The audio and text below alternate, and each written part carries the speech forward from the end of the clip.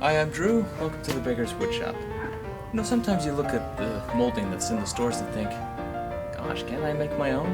Well, Shopsmith came out with a system, and on this next part of our series, I'm going to show you the whole setup and operation. That's coming up right here at the Beggars Woodshop. Come on inside. This program has been made possible by contributions from our viewers. Thank you.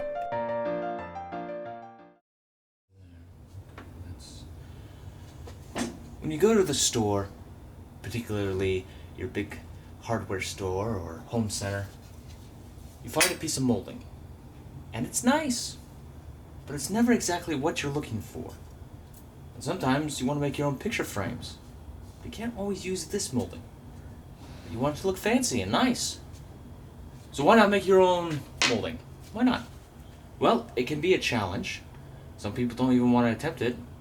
And I'm sure there are some people who think of the old molding machines that are big and bulky and allow you to make really big fat ones.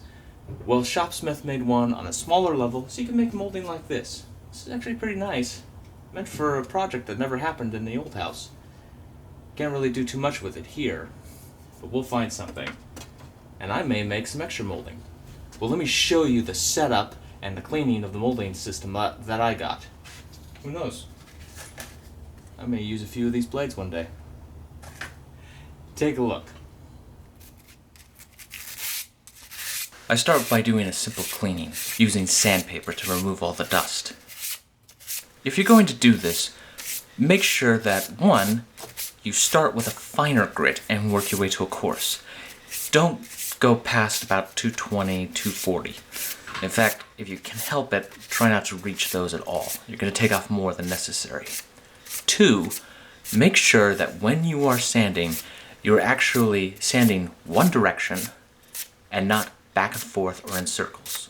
In other words, start at one end, take your hand all the way across, lift, go back to where you started, and repeat.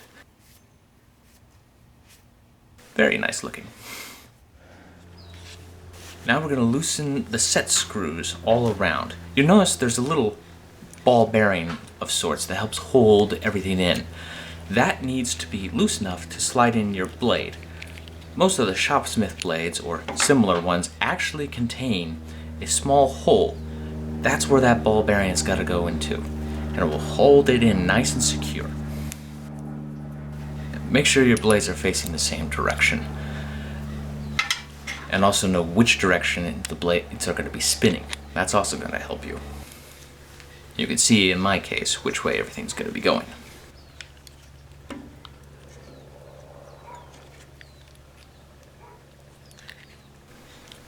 Tighten everything together.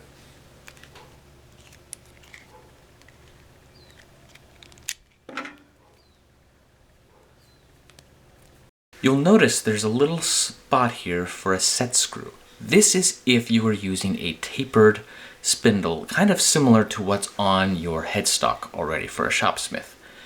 However, that's got to be 5/8. We don't need that in this case. Instead, we actually have a separate arbor.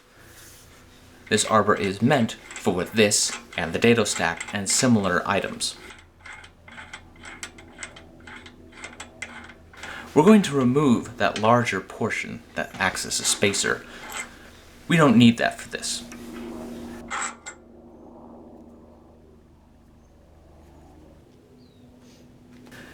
Then, we're going to take the washers.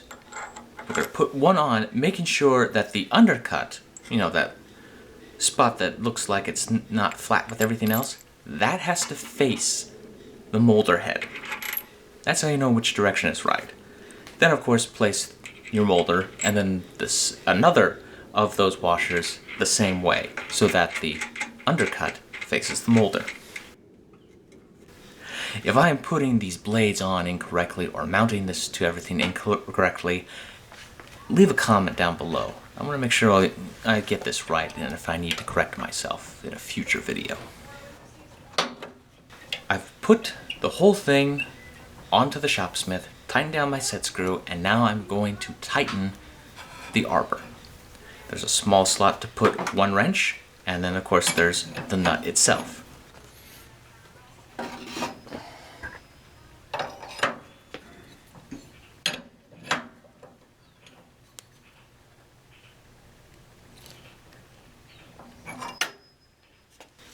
Here's the size you're going to need, if you don't have a spare wrench that you use for the arbor of your saw blade on the table saw. You can't just use any opening or no opening at all. Use your molding insert on your table. That's simple enough to remember. There actually is a dedicated one. Whatever you do, do not fully expose the cutters. It's like fully exposing the blade. One, you're going to not get a good cut. But also, you want to take a little bit away at a time. Not too little that it's going to take you 5 hours, but just enough. One thing that's also wise here is the same as when using a dado. Get a sacrificial fence. Now, granted, this operation may not apply to you, especially newer Shopsmith owners, because often this set does not exist anymore. You have to find it online, like I said. So, I'm going to get things started here, and you're going to get to see what this all looks like. I'm going to do a cross cut rather than a rip cut, because I don't have all the necessary tools with me to do the rip cut. I don't have a way to set up a sacrificial fence, as it were. But that's okay, you still can. It's just a lot easier to do a rip than it is to do a cross. I've got my little piece of wood all set up ready to go. But before I go chopping and hacking, we gotta talk about safety. Read the manuals that come with your power tools. The better you understand and follow those power tools safety instructions, the less likely you are to cause personal injury either to yourself or someone else. Hearing protection is a must. We don't want to go deaf while we're still young. Of course, the greatest protection you could take, eye protection. You'll be thankful the day these come in handy. Let's just hope it never does. Alright, I'm going to plug in the machine, turn it on, make sure I'm all locked, and we'll get going.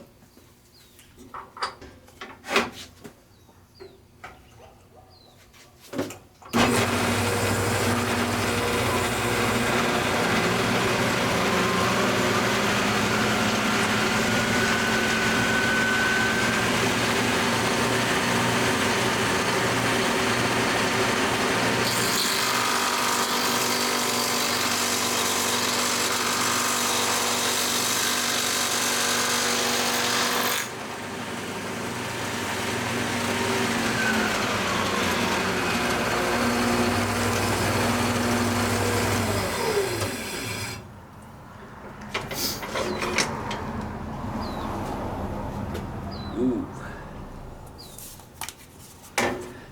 That is bad. Now, granted, these are old blades, and yeah, it might look better on a rip cut, but I don't know. But this is just a test of these things to see how everything's working. Perhaps later on I can get a little more used to doing things and have things at the proper setup. But, you know, not everyone's going to use this operation. Okay, let me show you the project we're going to work on next time. I show you the setup of a Shopsmith router table that could be attached to your main Mark V. And that's next time, right here.